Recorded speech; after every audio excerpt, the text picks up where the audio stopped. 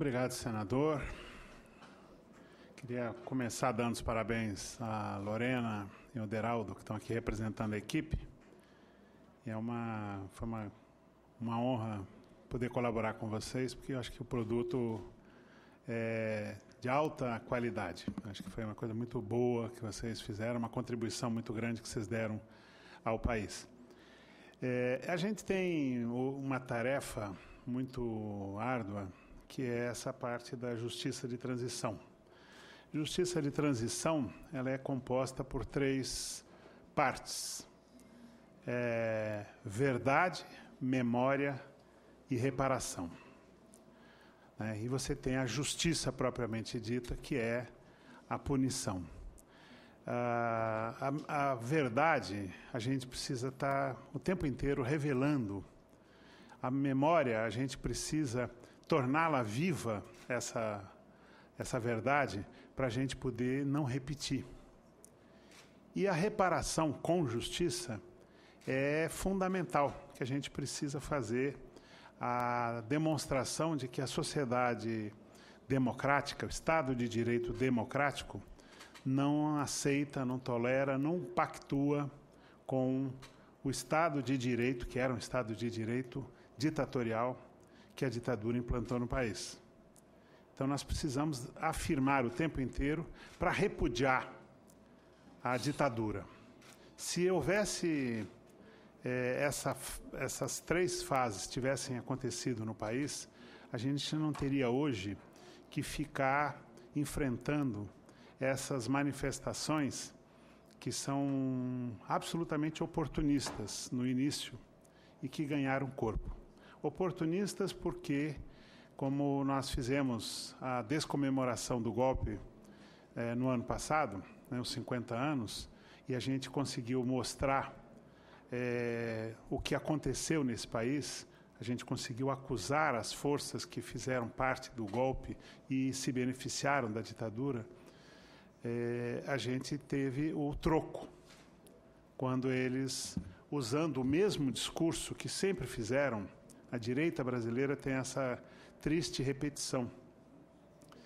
A acusação de corrupção, economia indo para o buraco e a infiltração comunista, ela existe em 1954 para a derrubada do Getúlio e a primeira tentativa de golpe, que é frustrada pela grandeza do estadista que foi Getúlio Vargas, que deu um tiro no peito para evitar o golpe, que anteciparia em 10 anos a ditadura.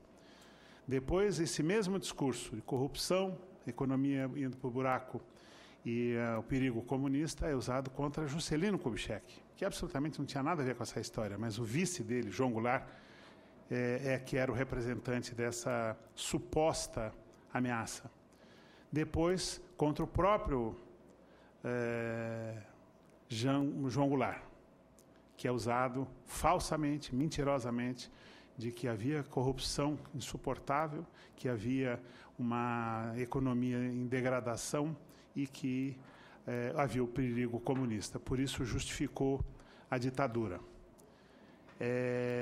Depois, você tem a própria campanha eleitoral, a primeira campanha eleitoral direta, entre Collor e Lula, também se repete, e hoje a gente vê essa mesma acusação.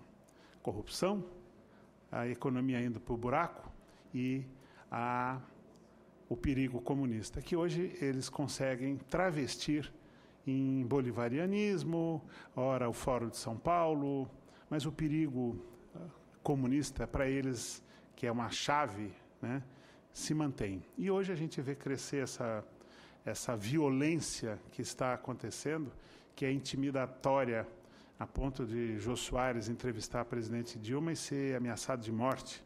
O Fernando Moraes ter ido à Venezuela é ameaçado de morte.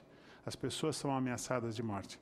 Nós que enfrentamos a ditadura não nos intimidamos com isso. A gente enfrentou pau de arara, choque elétrico e o risco de ser assassinado. Isso não nos impressiona. O que impressiona é o fato da sociedade não se defender. O fato da sociedade quase que estimular isso daí com seu silêncio. Nós devemos dar sinais o tempo inteiro de que nós repudiamos a ditadura e que nós enfrentamos a ditadura, e vamos enfrentar a ditadura. O que mais é curioso é que aqueles caras que foram todo-poderosos durante a ditadura, que podiam tudo, nós que fomos torturados dentro do DOI-CODE de São Paulo, que separava a sala de tortura do exterior, a rua, era um vitrô. E essa separação não era casual, era para mostrar, com aqueles gritos que aconteciam de manhã, de tarde, de noite, todos os dias, durante todos os dias do ano, era para mostrar para a população ao redor de que eles torturavam e podiam torturar impunemente. Isso que nós provamos na Comissão da Verdade, de que era uma estrutura, era uma política de Estado, não é que o presidente ditador ele fosse comunicado de que havia tortura. Era ordens dele, era política de Estado. E isso, você tem documentos do CISNE, que é a estrutura do Sistema Nacional de Informações, ou do CISEGIN, que é o Sistema de Segurança e Informação, Segurança Interna, mostra que o ditador era informado, aconselhado e mandava o SNI, que era a chave de toda a estrutura, com os CODES, depois os seus DOIs, com todos os centros de informação do Exército, Marinha e Aeronáutica. Eles podiam tudo. Mas se eles podiam tudo, por que eles têm medo da verdade? Essa é a grande questão. Porque eles cometeram todos os crimes, inclusive do ponto de vista militar. Porque eles têm que ter vergonha de assumir, o Exército, Marinha e Aeronáutica tem que ter vergonha de assumir que cometeram crimes previstos na Convenção de Genebra. Não é uma questão brasileira, é uma questão mundial. Eles cometeram crimes previstos na Convenção de Genebra. Então fica difícil as Forças Armadas assumirem que fizeram esses crimes previstos na Convenção de Genebra, porque eles vão ter que se reportar à comunidade militar internacional. É inaceitável isso. É óbvio que os Estados Unidos torturam em Guantánamo, todo mundo sabe disso, cometendo crimes previstos na Convenção de Genebra. É óbvio que o afogamento que fizeram comigo, com meu pai, com todos os outros centenas de milhares de presos políticos, era tecnologia americana, não era coisa brasileira. O pau de arara, sim. Cadeira do dragão é americana. O afogamento também. Então, isso daí, que é chamado pelos Estados Unidos com um nome bonito e simpático de waterboard, né? O limite da água, o limite do afogamento, não é conversa outra a não ser que eles criaram a tecnologia e trouxeram para cá. Eles institucionalizaram estruturalmente a tortura nos países da América Latina como se fosse quintal deles. Então a gente precisa contar a verdade, a gente precisa fazer essa reparação. O senador João Capiberibe é o Capi, que era militante da ELN, e era um militante político que chegou a ser preso, foi exilado, a Claudete... Sofreu afogamento. Então isso daí é uma coisa que a gente tem que lembrar. Como a gente tem que lembrar, senador, agora falando com o senador, que esta casa teve gente muito honrada, mas teve pessoas execráveis aqui. A impostura que a ditadura criou com os senadores biônicos, vocês têm a obrigação de passar isso a limpo. Isso parece gongo de luta de boxe, mas não é. É controle só. Vocês têm a obrigação de fazer uma reparação. Vocês têm que tirar os nomes, as fotos dos senadores biônicos, porque não eram senadores, eram interventores no Senado Federal. E por mais que a gente não goste dos senadores da Arena eleitos, eles foram eleitos pelo povo. Nós temos que respeitar isso, eu não tenho dúvida. Mas esses que foram interventores impostos pela ditadura, é uma obrigação retirar o nome deles, tirar as fotos deles e dizer que isso daqui não foi um parque de diversões da ditadura. Vocês não podem permitir isso.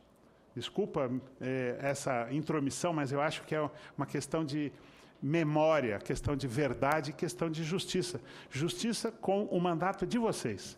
Vocês não podem ser igualados a gente tão desprezível, tão execrável como esses que entraram aqui no Senado a partir de um ato autoritário da ditadura. A mesma coisa serve para a gente fazer essa homenagem ao presidente João Belchior Marques Goulart.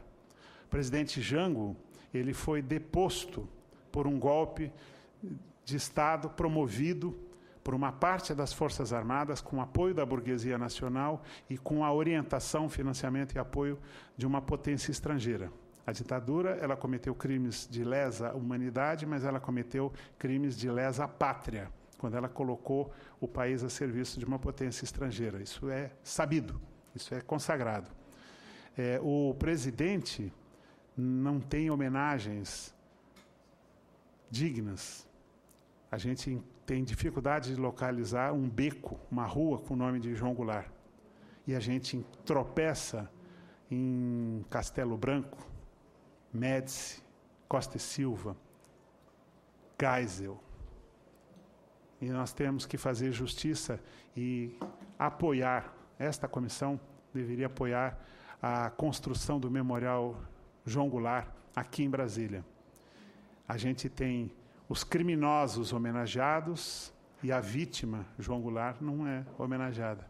E esse seria um bom modo de fazer justiça à figura dele, ter a memória dele preservada e, principalmente, a gente ter o orgulho de dizer que nós estamos fazendo a nossa parte, limpando a história do Brasil dessa coisa terrível que foi a ditadura e criando uma nova realidade, para que a gente possa falar com os jovens dizendo: houve luta, houve resistência e a gente continua lutando e resistindo para que vocês, jovens, possam construir o futuro. Nós temos que conhecer o passado para entender o presente e construir o futuro. Com isso, a gente pode ficar sossegado que os jovens de hoje, que vão ser adultos amanhã, e os seus netos também, vão construir um país melhor do que nós recebemos e que nós estamos deixando para o futuro. Muito obrigado. Muito obrigado.